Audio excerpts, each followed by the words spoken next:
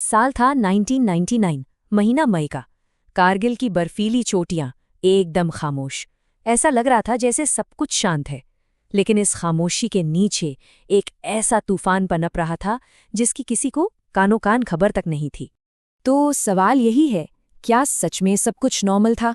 चलिए इसी सवाल का जवाब ढूंढते हैं, क्योंकि उस शांत दिख रही तस्वीर के पीछे एक ऐसी हकीकत छिपी थी जो बहुत जल्द एक बड़े टकराव की वजह बनने वाली थी।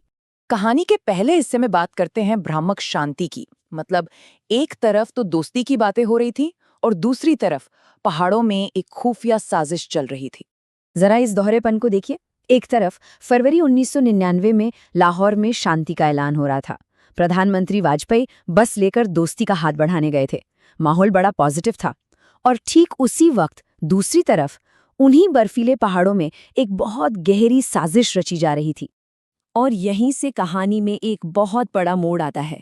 एक ऐसी घटना जिसमें आने वाले वक्त में सब कुछ बदल कर रख दिया। इसकी शुरुआत हुई एक खुफिया बातचीत से जो रॉ के हाथ लगी थी।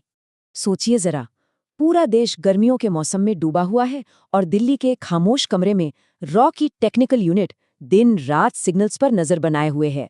और तभी उन्हें एक ऐसी भनक लगती है जो इतिहास बदलने वाली थी। देखिए, ये कोई मामूली बातचीत नहीं थी। लाइन ऑफ कंट्रोल के पार से आ रही आवाजों में 3 शब्द बार बार गूंज रहे थे: मूवमेंट, पोस्ट, सप्लाई। अब सुनने में तो ये आम से शब्द लगते हैं, लेकिन इनके पीछे एक बहुत बड़ा खतरा छिपा हुआ था। और यही वो सबसे बड़ा सवाल था जिसका सामना रॉ के एनालिस्ट्स को करना पड़ा। क्या ये सिर्फ रोज की तरह होने वाली मिलिट्री की बातचीत थी, या फिर ये किसी बड़ी और प्लान की हुई घुसपैठ का हिस्सा थी? तो अब बारी थी इन पहेलियों को सुलझाने की। उन खुफिया शब्दों के टुकड़ों को एक एक करके जोड़ना था, ताकि खतरे की पूरी तस्वीर सामने आ सके। रॉ की जांच में जो सामने आया वो सच में चौंकाने वाला था। ये कोई आम हमला नहीं था। ये एक सोची समझी घुसपैठ थी, जिसमें पाकिस्तानी सैनिक मुजाहिदीन का भेष धरकर हमारी चोटियों पर कब्जा करने के लिए भेजे जा रहे थे। लेकिन इस खुफिया जानकारी को कंफर्म करना कोई बच्चों का खेल नहीं था। सोचिए, 18,000 फीट की ऊंचाई, खून जमा देने वाली ठंड और सर्दियों में गश्त भी कम होती है। इन मुश्किलों के बीच जमीन पर कुछ भी पता लगाना लगभग नामुमकिन था। लेकिन रॉ ने हार नहीं मानी। जैसे जैसे और सबूत मिलते गए, शक यकीन में बदलता गया।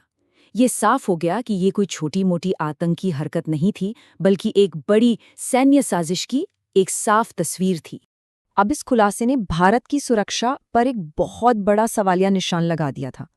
ये एक ऐसा खतरा था जिसे नज़रअंदाज करना बहुत महंगा पड़ सकता था। मई की शुरुआत होते होते घुसपैठिए द्रास, कारगिल और बटालिक सेक्टर की उन ऊंचाइयों पर बैठ चुके थे जहां से हमारा जरूरी नेशनल हाईवे 1A सीधा उनके निशाने पर था। अब समझिए कि दांव पर क्या लगा था। अगर ये हाईवे बंद हो जाता तो श्रीनगर से लेह का संपर्क टूट जाता।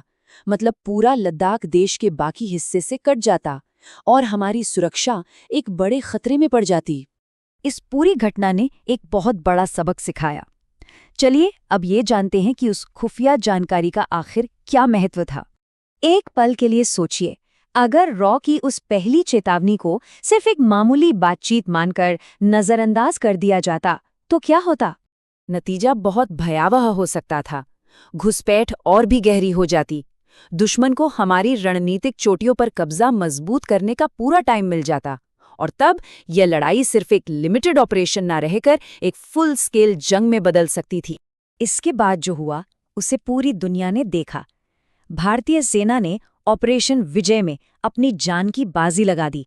लेकिन उनकी इस बहादुरी की नींव रॉ की उसी शुरुआती खुफिया जानकारी ने रखी थी। कारगिल का संघर्ष हमें यही सिखाता है कि जंग सिर्फ मोर्चे पर नहीं लड़ी जाती, वो उन शांत कमरों में भी लड़ी जाती है जहां खुफिया जानकारी, आवाजें और कोड वर्ड्स पाने वाले कल की दिशा तय करते हैं। ये एक बहुत गहरी बात है। सरहद पर हमारा सैनिक तो गोली का जवाब गोली से देता है, लेकिन उससे भी पहले किसी खुफिया अफसर ने हेडफोन लगाकर खतरे की उस पहली घंटी को सुना होता है। और शायद यही सवाल आज भी हमारे सामने खड़ा है।